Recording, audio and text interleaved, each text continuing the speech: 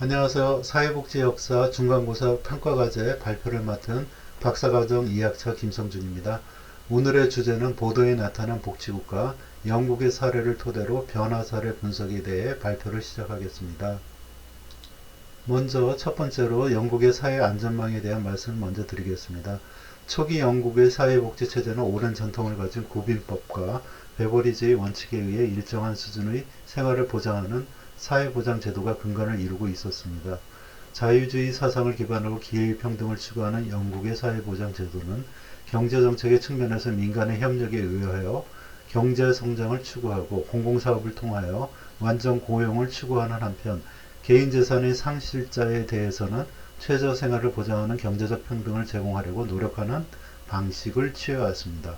1930년대의 빈곤과 대량 실업 사태를 거치며 영국 정부는 국민의 건강보호, 교육의 기회보장, 최저생계 수준 보장, 완전 고용 추구 등을 기반으로 정부 주도의 사회 정책들을 실시해 왔으며 1960년대까지는 그 지출에 있어 큰 변화가 없었습니다. 그러나 1970년대 중반 경기 침체가 계속되고 사회보장 지출이 폭발적으로 증가하게 되자 1970년대 말부터 90년대 중반까지 영국의 보수당 정부는 근로의욕을 유지하고 개인적인 책임을 강조하는 근로연계복지체계의 구축을 위해 노력하였고 근로능력이 있는 수급자의 취업 촉진이나 고용유지 그리고 사회부조 지출이 감소 등의 목적을 추구했습니다. 결과적으로 사회부조 수급자의 수는 감소하지 않고 증가했으며 지출 또한 빠른 속도로 증가하여 이러한 개혁은 성공하지 못하였습니다. 그 원인으로 사회복지제도의 개혁 자체가 잘못되었다고 볼 수는 없었습니다. 큰 원인은 1980년대의 장기적인 경기 침체와 대규모 구조조정에 따른 노동시장의 개편에서 비롯된 영향이 컸지만 이러한 신보수주의 개혁은 효율성의 증대보다는 선별적인 평가 등으로 인한 스티그마 효과 때문에 급여를 수급할 수 있는 잠재수급자가 급여를 신청하지 않고 소득 재분배에 있어 빈부의 격차가 더 증가하는 등의 불평등 양산이라는 문제를 발생시켰고 98년 선거에서 블레어 총리의 노동당 정부에게 패하게 되었습니다. 정권을 차지한 블레어 총리는 새로운 세계 정세와 변화된 국내 상황에 대처하기 위한 제3의 길을 추구할 것이라고 천명하며 사회복지의 새로운 패러다임으로 수요 중심에서 공급 중심의 사회복지, 사후적 복지에서 예방적 복지로의 개혁을 추구했습니다. 이러한 복지개혁의 원칙으로 제시되고 있는 것이 일할 수 있는 자에게는 일을 하게 하고 일할 능력이 없는 자들에게는 사회보장을 주자는 것입니다. 소위 일하는 복지를 강조하는 이 원칙은 저임금이 고용을 창출하여 근로경험을 계속 유지하게 하는 것을 중요시하는 한편 사회적 도움을 가장 필요로 하는 저소득 부양 아동 가구, 연금 생활자 등에 의한 사회보장은 강화한 반면 사회복지에 대한 의존도가 높은 집단을 중심으로 적극적인 인력 개발을 실시하여 생산적 시민으로 복귀할 수 있는 기회를 주자는 것입니다. 요약하면 영국은 열함에서 무덤까지 개념의 복지국가를 추구하다가 사회 경제적 변화를 발생하면서 개혁을 급격하게 진행하게 된 대표적인 사례라고 할 수 있으며 영국에 있어서 복지제도의 개혁은 이미 오랜 기간 동안 사회보장제도가 정착화된 국가였으며 이미 수혜 계층이 존재했으며 그들의 기득권이 존재하는 상황에서 진행된 개혁이었기 때문에 개혁에 대한 저항이나 갈등의 문제가 심각하게 발생하는 것이 예견되는 국가라고 할 수 있습니다. 이 같은 결과에도 불구하고 과거 사회 안전망의 기본 틀은 계속 유지되고 있으며 국가가 최종적으로 사회 안전망에 대해 전적으로 책임진다는 기조를 바탕으로 복지제도와 노동정책의 융합을 통한 최대의 효과를 기대하는 개혁 조치들이 현재 진행되고 있습니다. 한편으로 영국 사회복지 정책의 핵심은 사회보험이며 그 기본 원리는 미국과 같이 본인의 권리와 의무에 따라 일정 부분을 기여하는 방식입니다. 사회보험이 보장하기 어려운 부분에 대해서는 가족에 대한 수당으로 소득을 보전해주고 그런 중에도 빈곤에 처하게 되면 자산평가에 따른 사회부족 프로그램이 사회안전망의 역할을 담당합니다. 다른 측면에서는 영국의 사회보장제도가 크게 의료 서비스를 위한 국민의료제도와 소득 보장을 위한 사회보장제도로 나누어 볼 수 있겠습니다. 영국의 노동시장 환경은 경제가 안정되면서 호전되어 가는데 2002년 말로 시작하여 현재까지 최근 20년 동안 140만 명을 기록하는 최저치의 기록을 보이고 있습니다. 두 번째, 영국의 소득 변화. 1994년부터 2007년까지 영국의 노동연구부에서 발표한 평균 소득 미만 가구 보고서인 HBAI 보고서를 발표를 한번 해보겠습니다. HBAI는 가구 건수와 가구 구성에 따라 균등화된 가처분 소득을 사용합니다.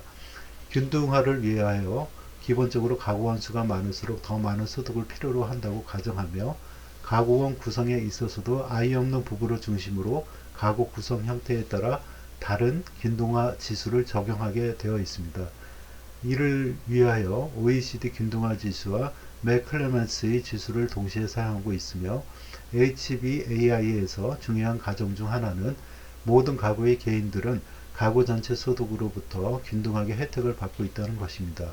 이를 통하여 개인들의 삶의 수준을 유추해 볼 수 있습니다. 소득 불평등을 나타내는 지니 계수는 노동당이 집권한 1997년 전후까지 지속적으로 올라가다가 최근에 다시 서서히 떨어지고 있습니다. 하지만 2005년에서 2006년을 기점으로 하여 다시 불평등도가 올라가고 있는 것으로 보이고 있습니다. 공통적으로 발견되는 것은 주거 비용을 감안하기 전보다 감안할 경우 더욱 소득 분배가 악화되는 것으로 보고되고 있으며, 지니 계수의 경우 2006년에서 2007년 주거 비용을 감안하지 않을 경우 35%이지만 감안할 경우에는 39%로 4%포인트가 증가하게 되어 있습니다. 영국의 빈곤율에 대해서 크롭 등에 의하면 2015년에서 16년도 영국의 공식적인 절대 빈곤율은 20%로 10년 전이 2005년에서 2006년보다 겨우 2%포인트 감소한 수준에 그쳤습니다. 2015에서 16년도 영국의 소득 불평등도에는 변화가 거의 없었는데, 이는 영국의 소득 불평등도가 대침체 이전 수준보다 계속 낮게 유지되었다는 것을 의미합니다. 비록 상위 1%의 소득은 대침체 때까지 계속 증가했지만 전반적인 불평등 수준은 1990년도보다 높지 않았습니다. 그러나 향후 몇 년간 소득 불평등이 확대될 것으로 전망됩니다. 버틀러 학자에 의하면 영국 아동의 30%가 빈곤 아동으로 분류되며 이 중 3분의 2는 저소득 근로층 가정 출신이라고 보고했습니다. 영국 아동 빈곤율의 상승 추세는 3년째 계속되고 있어 빈곤 아동으로 분류된 아동의 비율이 2010년 이래 최고치에 달했습니다. 더욱이 생산 가능 인구를 대상으로 한 실질급여 삭감 계획으로 향후 3년간 빈곤율은 급격히 상승할 것으로 보입니다. 유니세프 보고서에 따르면 영국은 세계에서 기회와 결핍 수준이 가장 높은 부국 중의 하나이며, 영국의 15세 미만 어린이 5명 중 1명은 식량 불안으로 고통받고 어린이 3명 중 1명은 다차원적 빈곤에 처해 있습니다. 영국은 빈곤 퇴치 부문에서 41개 나라 중 16위, 식량 불안 부문에서 34위, 건강과 복지 부문 15위, 경제성장 부문 31위, 불평등 감소 부문에서 6위를 차지하고 있습니다. 이어 세 번째, 영국의 주거복지 정책의 변화에 대해 말씀드리겠습니다. 정부 주도의 주택 대량 공급 시기 1945년에서 1978년까지를 예를 들겠습니다.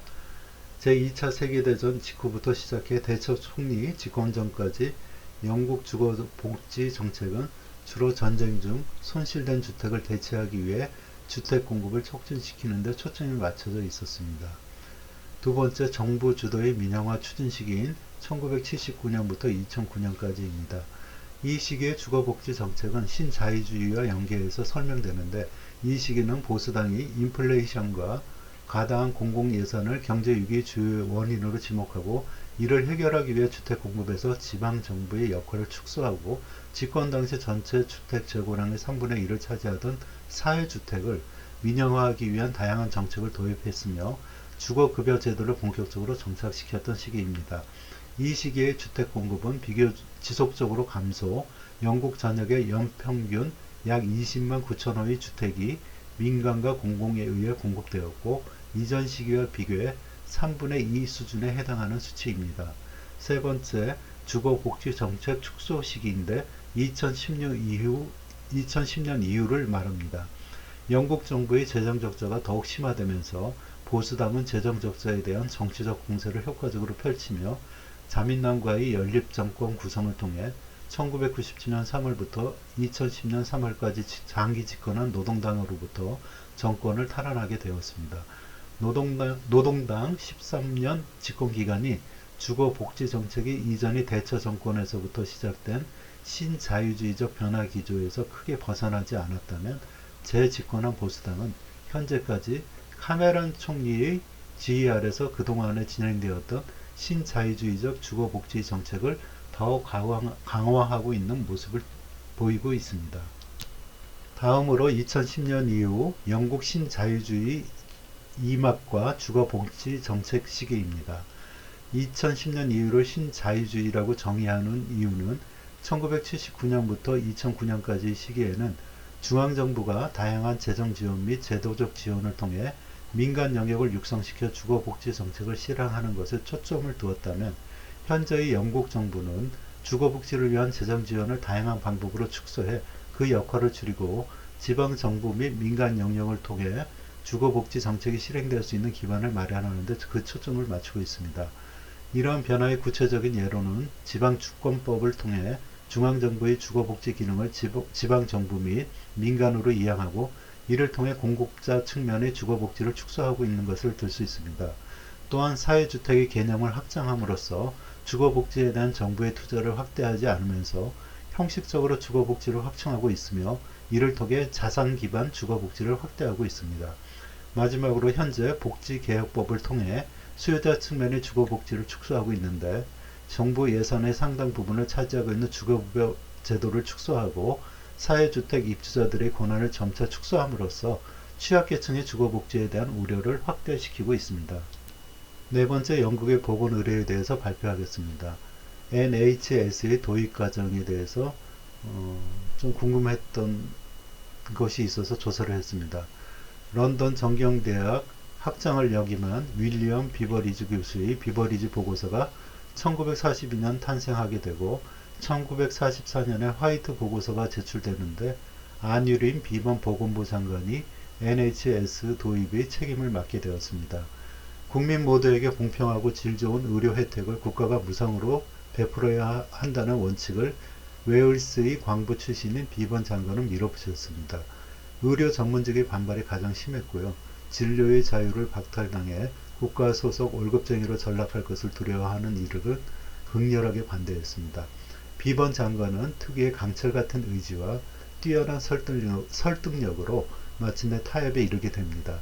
이들의 참여를 이끌어내기 위해 상당 수준의 보수를 국가가 보장한다는 약속을 하고 갖가지 양보를 하면서도 결국 NHS를 관철시켰습니다. 드디어 1948년 7월 5일 2700여 개 전국병원이 국유화되고 1만 9천 명의 의사들이 이 제도에 참가하기로 하면서 NHS의 그 역사적인 첫발을 내디뎠습니다. NHS는 1948년 시작된 국가보건의료서비스 NHS로 세금을 통해 재원이 조달되며 국민들이 무료 또는 저비용으로 임상적인 수요에 따라 포괄적으로 보건의료 서비스를 이용할 수 있도록 하는 제도입니다. 잉글랜드, 스코틀랜드, 웨일스, 북아일랜드로 나누어 서비스를 관장하고 있으며 영국의 보건의료 체계는 조세에 의한 재원 조달, 공공의료 서비스 제공, 구매와 의료 서비스 공급 분리 등을 특징으로 합니다. 잉글랜드 국가보건의료서비스 NHS의 경우 보건부가 정책 수립, 재원 조달 등의 총괄적인 업무를 담당하며 국가보건의료서비스 NHS가 1차 보건의료서비스, 의사, 치과의사, 약사 등과 일부 전문 진료의 커미니셔너 역할을 하고 있습니다. 이전에는 1차 의료 서비스 트러스트에서 1차 의사인 GP로부터 보건의료 서비스를 구매해 관리했는데 2012년 건강 및 사회돌봄법이 도입되면서 2013년 4월 1일부터 152개 필수 케어 트러스트가 221개 지역 임상 커미셔닝 그룹으로 바뀌어 지역의 보건의료 서비스 계획과 구매를 맡고 있습니다. 영국은 17세기 국빈법을 제정하여 의료 욕구를 가지고 있는 노약자나 빈곤한 자에게 공적 의료 서비스를 제공하기 위한 제도적인 장치를 이미 마련하였다고 볼 수 있습니다. 이러한 전통이 무상의 의료 서비스를 국가로부터 제공받을 수 있는 국가보건제도를 낳았습니다. 양국을 비롯한 유럽 제국들의 사회보험의 출발은 개인의 건강 문제를 개인이나 그 가족이 해결해야 할 측면에서 이해했다기보다는 국가의 개입에 의한 제도적인 측면에서 이해했다는데 그 특징이 있습니다. 영국의 헌법에서도 개인의 건강을 천부적인 권리로 인정하여 국가의 보호 아래에 두고 있음은 이를 잘 뒷받침해주고 있다고 볼 수 있습니다. NHS의 국가기능론에 바탕을 둔 사회의료보장 정책의 두 가지 근거 원리는 다음과 같습니다. 첫 번째, 국가에 의한 사회안전의 원리. 이 원리에 의하면 국가의 기능은 개인의 생계 유지 및 재산 형성의 보존으로 제한되었으나 산업혁명 이후 건강유지 보호까지 확대되어 왔습니다. 사회분배 공정성의 원리. 국민의 기본적인 건강권과 안녕을 확립하여 건강복지사회를 이룩하기 위해서는 소득의 재분배 기능을 통해서 달성할 수 있다고 보았는데, 소득 재분배의 기능은 국가에 의한 조세주의 원칙에 의해 용이하게 달성될 것이라고 보았습니다. 영국은 총 8,228개소의 주치의가 일하는 동네병원 GP 슈거레이가 있고 일반의들은 4만여 명에 이릅니다. 영국도 전 국민의 약 10% 정도는 민간 의료보험에 가입되어 있습니다. 영국 정부는 가중되고 있는 재정적자 부담을 해소하기 위해 일부 민영화 등 NHS를 전면 개편하는 법안을 내놓았고, 이 법안이 하원을 통과하자 의료인을 포함한 시민들의 큰 반발을 불러왔습니다. 캐머런 정권 하에서 영국의사협회는 자발적인 NHS 공적 토대를 지키려는 움직임입니다. 기본적으로 NHS의 공공의 원칙을 준수하여 지속가능한 제도로 지켜줄 것을 바라고 있으면서 실질적인 금양금주 정책에 대하여 적극적인 제안을 하고 있습니다. NHS 도입 당시의 영국의사협회의 강력한 반대 입장을 고려하면 강력한 아이러니라고 볼 수도 있겠지만, 결국 국민의 이익이 의사의 이익이다라는 평범한 원칙이 영국의 의료제도의 역사를 통해서 알 수 있습니다. 영국에는 컨설턴트라고 해서 개원해 있는 전문의들이 있습니다. 국가 의료체제에 영향을 받지 않는 분야의 의료 서비스를 제공하는데 주로 민간 의료보험회사와 계약을 맺습니다. 이들은 NHS 병원에도 근무하고 일주일에 2번 정도는 이런 곳에서 진료하며 병원의 수입을 얻기도 합니다. 어느 정도 경륜이 된 교수쯤 돼서야 컨설턴트라는 자격이 주어진다고 합니다. GP 중에서도 특정 분야의 박사를 하거나 경륜이 많아서 유명해진 GP 컨설턴트도 있는데, 영국에서는 5에서 6년 과정의 의과대학을 졸업하면 내과, 외과 학사 학위를 받습니다. 인턴 과정을 누구든지 공통 2년 과정을 거치는데, 이 과정을 파운데이션 하우스 오피셜이라고 합니다. 수련 과정으로 일반이 3년을 거쳐야 GP로서 프랙티스를 할 수가 있고, 전문의 과정은 짧게는 3년에서 6년 과정을 거치는데, 영국에서는 다른 전문 과목과 달리 외과 전문의 자격을 얻으면 그때부터는 닥터라고 부르지 않고 미스터라고 부르며, 이는 하나의 권위로 지금 상징되고 있습니다. 그럼 이어서 영국과 비교해보는 보건의료 전달체계 그리고 우리나라의 건강보험에 대한 영상을 한번 보시겠습니다.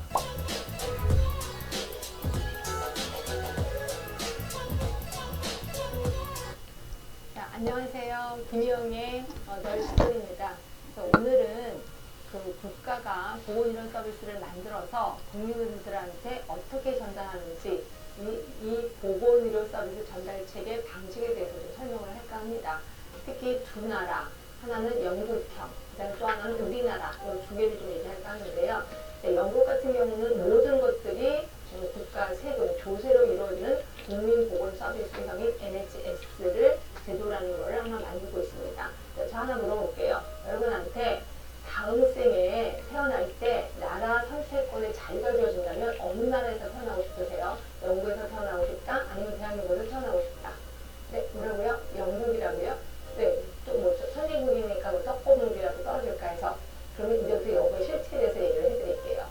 자, 영국에서는요, 의대를 졸업하잖아요. 그럼 이제 그 의대 졸업생들한테 너 전문의 딸래 일반의 할래? 라고 물어봅니다. 참고로 예를 들어 드린다면은 우리나라 의사들은 전문의가 거의 80몇 %입니다. 일반 의사는 거의 없거든요. 근데 영국에서는 전문의가 1년에 5명 정도는 없다 이렇게 생각하시면 될 것 같아요.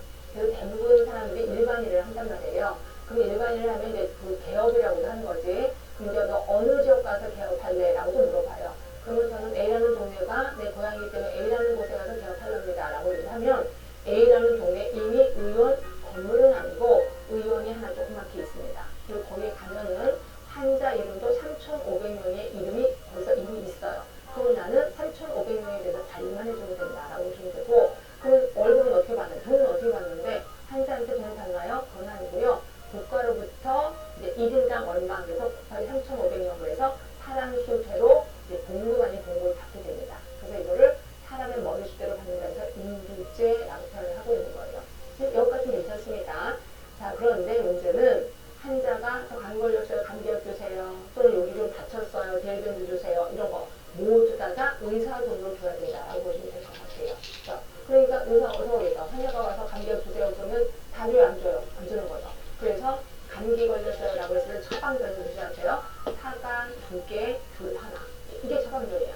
근데 보통 모르는 사람들 의사가 내 생각을 해주나 보다 라고 생각하지만 아니죠. 의사는 자기 돈이 나올 게 겁나니까 그렇게 처방전을 줍니다. 근데 예를 들어 이런 거예요. 우리나라 사람들 워낙 약을 많이 쓰는 사람들에 대해서 영국에 이제 이민을 하잖아요. 근데 이런 경우가 있었어요.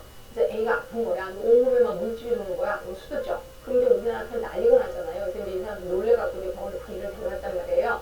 그래서 딱 봤더니 의사가 이 아이 수두입니다 라고 진단을 내렸대요. 그러면 그렇구나. 저도 그렇게 생각을 했어요 라고 엄마가 얘기했겠지. 근데 이제 의사가 네 가시면 됩니다 이러더래요. 약 하나도 안 주고. 그래서 아니 약을 왜 안 주세요? 그랬더니 아니 왜 약을 먹습니까? 수두인데 그냥 가서 수두가 다 날 때까지 기다리시면 푹 쉬면 됩니다. 이렇게 얘기를 하더래요. 말도 안 되는 거죠.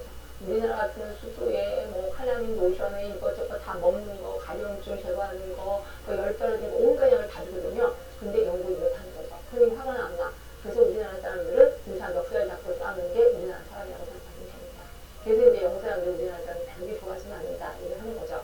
자, 한해는 이런 것도 있었어요. 지금 이제 영국에 살고 있는데, 이제 제가 영국에 놀러 갔단 말이에요. 그래서 같이 해서 이렇게 놀고 있는데, 이제 지금 이렇게 크게 심하게 다친 거예요. 그래서 이제 피가 철철 나니까 이제 놀래서 이제 이렇게 구급대 불렀죠. 구급차를 불렀는데, 정말 거짓말 조금 못해서 이따 전화하고, 지금 여기가 어디입니다 얘기하고 딱 전화 끊는데, 좀 이제 엥 하는 소리가 나는 거예요. 그래서, 야, 선생님 뭐 이렇게 빨리 오는구나. 딱 오더니, 한 3명이 쭉 되더라고요. 누구니에요, 환자가. 그래서 몇 층을 했더니 이렇게 피가 흘리는데, 거기만 어떻게 하면 되는데, 여기, 저기, 구멍을 다 되는 거야. 금세 환자를 만들어버린 거예요. 그러더니, 이제 지금 응급실로 옮겨야 되는데, 나도 가겠냐고 물어보는 거예요. 그래서, 나도 가겠다. 그래서 이제 갔어요. 쭉 갔는데, 응급실 금방 도착을 했죠. 딱 도착하는데, 이미 의사가 나와서 기다리고 있는 거예요. 야, 선생님, 진짜 좋다. 그래서 이제 딱 가서, 엑스레이 찍고 이렇게 봤더니, 뼈는 다행히 부러지지 않았는데, 여기 꼬매기만 하면 된다. 이랬대요. 그래서, 너무 다행이다. 야, 부러지지 않으면 다행이다. 근데 의사들이 다 없어진 거예요. 강제로 없어진 거여서 아니 이거 어떻게 된 거예요? 그랬더니 그래서 이거 빨리 꾸미기만 하면 된다면서 그랬더니 그래 꾸미기만 하면 돼. 그래서 기다려 이러는 거예요. 그래서 아니 꾸미기만 하면 된다며. 그러니까 거기서 뭐라고 하냐면 응급 아니지 않냐. 그러니까 기다리면 되지 않느냐. 그래서 입원을 하라는 거예요. 이거 꾸미면 되는 건데. 그래서 아니 꾸미면 된다면서 그러니까 기다려라고 하는 거예요. 그래서 2박 3일 기다렸던 거 아시죠? 2박 3일째 와서 꾸며준 거예요. 그리고 나서 밥을 먹고 퇴원을 하라는 거야. 근데 지금 화가 나고 아니 나 밥 먹고 싶다 그랬더니 그럼 퇴원 안 시켜주겠다 이러는 거예요. 그래서 그 맛없는 밥도 먹고 퇴원을 했다라고 이게 영국이라고 보시면 돼요. 자, 다시 한번 물어볼게요. 영국에서 태어나실래? 대한민국에서 태어나실래? 대한민국이 좋습니다. 돈만 많다면 좋다는 거죠. 하여튼 이게 영국이고요. 이런 모든 것들을 국가 세금으로 이루어집니다. 세금이 어마어마하겠다고 생각하시면 돼요.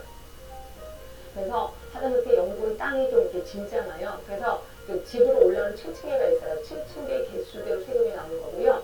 그 다음에 우리 영국에 그 유리창 반집이 있을 거예요. 그 유리창 개수마다 세금이 나온다고 생각하시면 됩니다.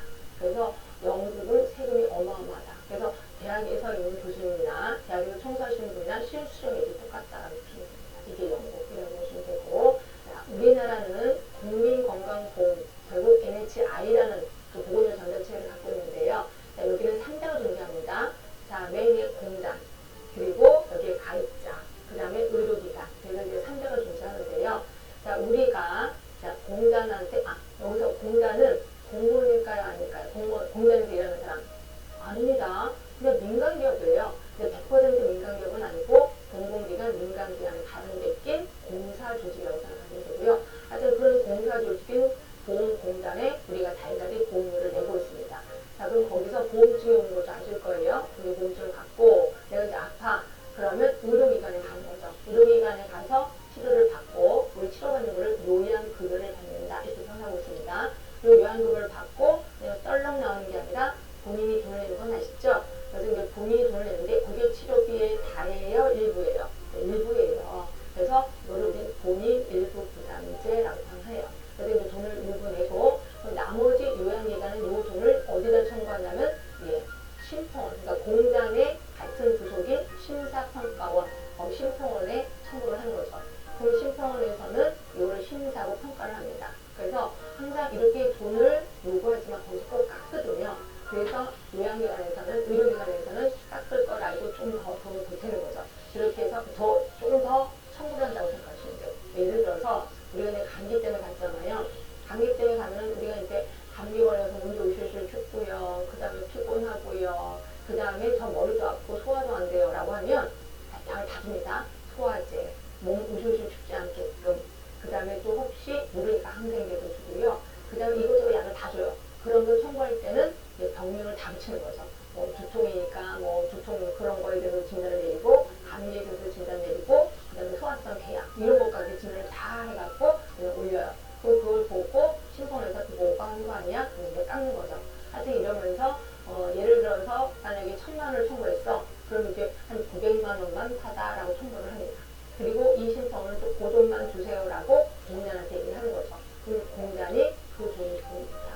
결국 우리는 우리가 병원에 가 양자예요. 그런데 돈은 누가 더 지불해? 제3자인 공단이 지불한다는 거죠. 그래서 이걸 우리는 제3자 지불제도라고 얘기를 하고 있습니다.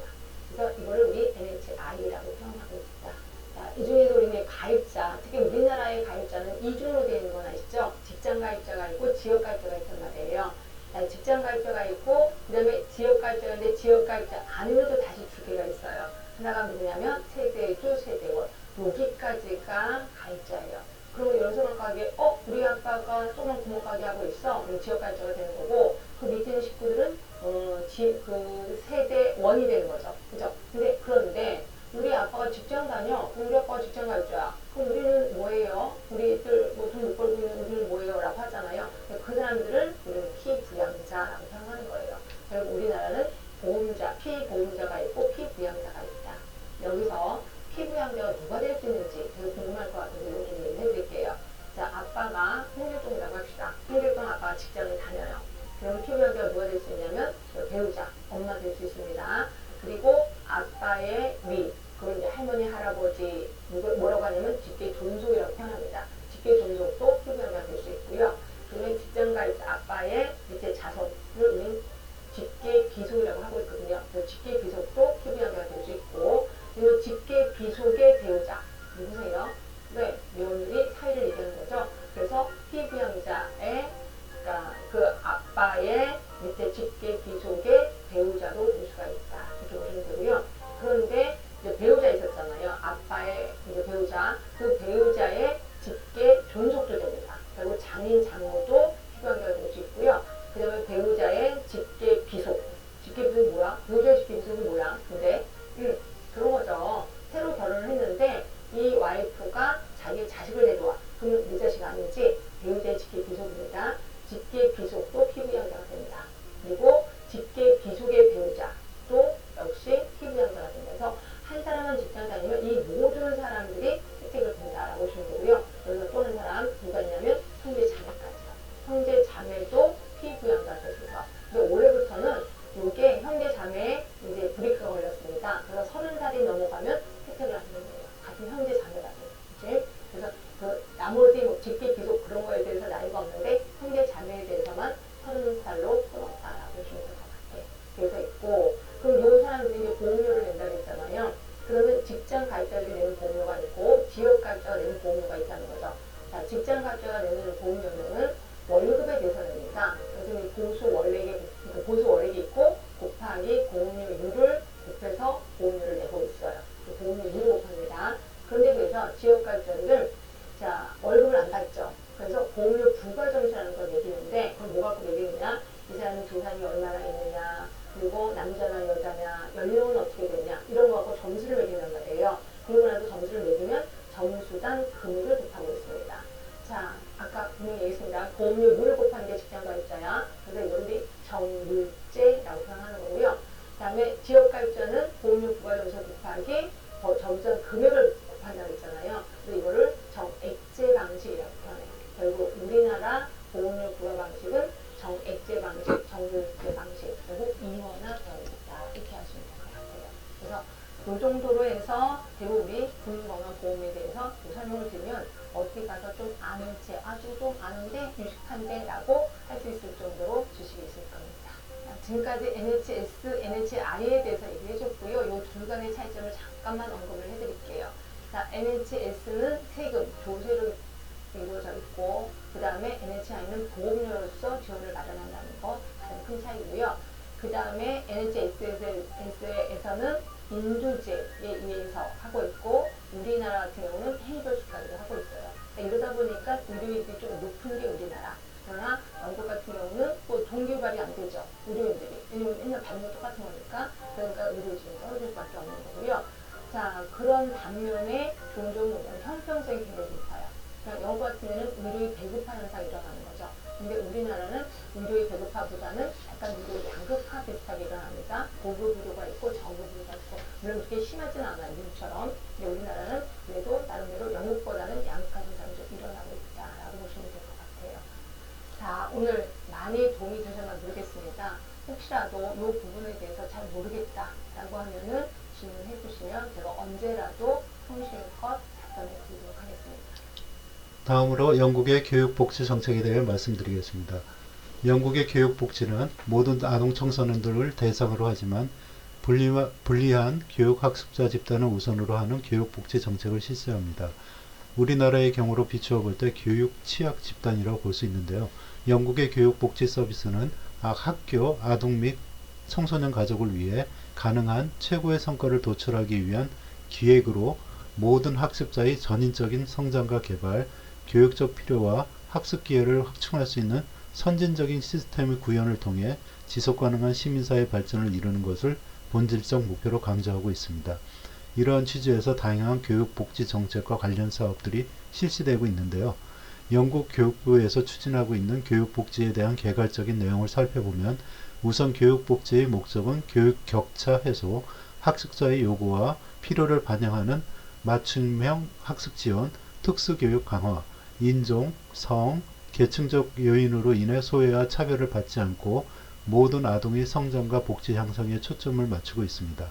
대표 사업들로 교육 우선 투자 지역 사업, EAZ과 도시 교육 수월성 추구 사업, EIC 등이 있는데, 이는 소외 지역의 빈곤과 교육적 배제로 위기에 놓인 학생들의 역량 향상에 초점을 두고 있습니다.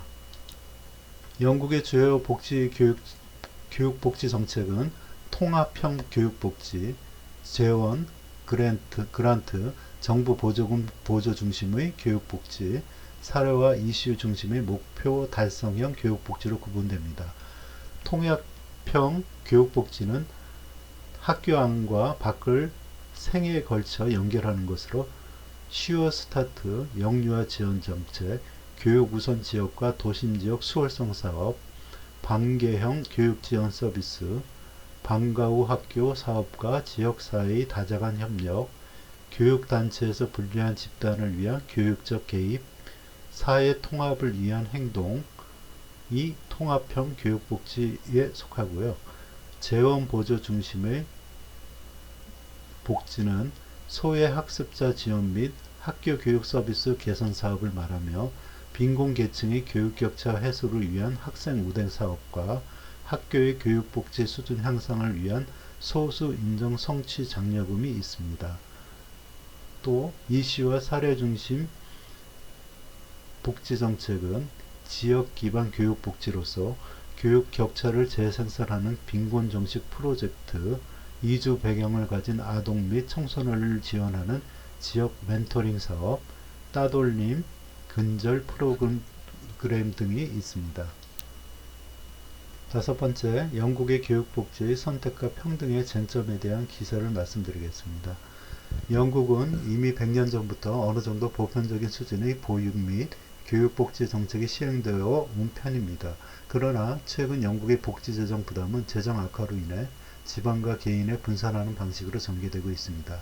최근 영국 국민을 대상으로 실시한 여론조사에 따르면 국민들은 보건 건강에 이어 교육이 두 번째로 재원이 늘어나야 할 분야라고 응답하였습니다. 그러나 집권 정부층은 더 이상 교육 재정이 늘어날 일은 없을 것이며 기존에 주어진 예산 속에서 교육계획을 심사해야 함을 강조하고 있습니다. 정부 측은 다만 교육적으로 배려해야 할 저소득 계층에 대한 교육복지 지원 방안은 여전히 중점적으로 실천해야 될 것이라고 입장을 밝히고 있습니다. 만 5세에서 11세에 방학 중 무상급식을 하는 학습 지원, 스코틀랜드 휴교일 활동 조식 클럽 운영을 하는 프로그램은 학업 성취도 향상, 교육과정 개혁, 학습 결손 및 학력 개선 정책을 실천하고 있는 중이기도 합니다.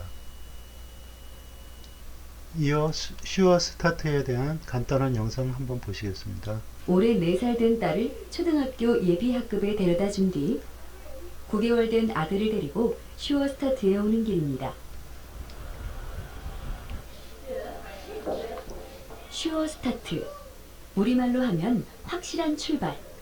말 그대로 가난한 집 아이들도 부잣집 아이들만큼 좋은 환경 속에서 인생을 출발할 수 있어야 한다는 의미죠. Before the camera came through, was you bringing up 2 children in a big city on your own with no family around. When you've got kids, it's really significant. 이런 센터가 필요한 것은 레이첼만이 아니죠. 이 지역 저소득층 자녀 60여 명이 슈어스타트 어린이집에 다닙니다. 비용은 무료. 슈어스타트는 1998년 60개 급빈 지역을 중심으로 시작해 2012년에는 3,500여 곳으로 늘어났습니다. 이곳이 다른 유치원과 다른 점은 부모 지원 프로그램이 있다는 것입니다. 사실 부모를 지원하지 않으면 아이들 삶이 개선되기 힘들죠. 그래서 슈어스타트는 부모와 아이를 함께 돕습니다. 도와줄 사람 하나 없이 혼자 힘으로 아이를 키우자니 막막했겠지요. 그때 손을 잡아준 것이 슈어스타트였습니다. 산모 지원 프로그램에서 심리 상담을 받고 모유 수유법은 물론 목욕시키기, 아이와 대화하기까지 다 여기서 배웠습니다. 그리고 두 아이도 슈어스타트 어린이집에 다녔습니다. Strikes you as well though is that the lack of childcare as well that's around, or the good quality childcare that's around, and how it's really expensive actually. So yeah, I can't imagine what it would be like basically to have absolutely nothing at all. It's unthinkable, yeah. 레이첼은 요즘 슈어스타트에서 제공하는 직업훈련 프로그램에 참여하고 있습니다. There's just a couple of things I want to tell. How's job keeping been going? Yeah, it's going all right. It's just finding something. I definitely want to do between 16 to 24 hours. Yeah, because I'm just not quite ready with them yet to go totally full time.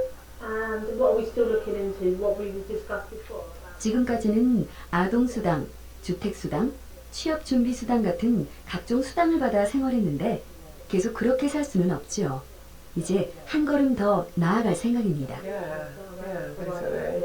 Oh yeah, definitely. Because then by the time I finish this is just a helping hand for in a period of my life that I've needed it to happen. So you know, it's a stepping stone to the next part of our lives together.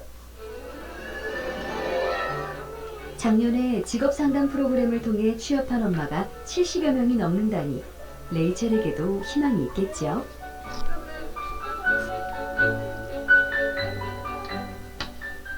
슈어스타 다행이었죠. 그것은 자신의 가난이 아이들에게 영향을 미치지 않도록 막아준 1차 안전망이었습니다.